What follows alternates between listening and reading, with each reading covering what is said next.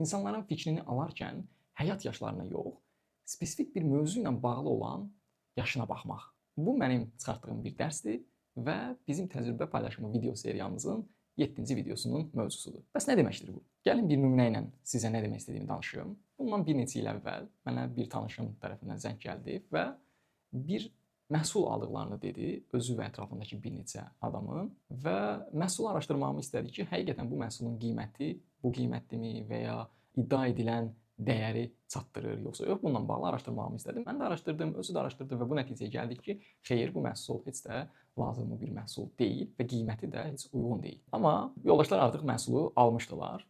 Mən qəribə oldum, çünki həmin danışdığım adamın bu tip məsələlərdə uzun illər təcrübəsi var. Uzun illərdir ki, satışla bağlı bir sahədə işləyir və nəyin lazımlı olduğunu, nəyin olmadığını bilməli. Ondan əlavə bu satışla bağlı edilən marketinq gedişlərindən, son 3 ədəd qalıb misal üçün almasanız artıq tapılmayacaq kimi gedişlərdən bu məhsulun problemli olduğunu, bu satışın problemli olduğunu başa düşməli idi. Bəs necə olmuşdu, alınmışdı?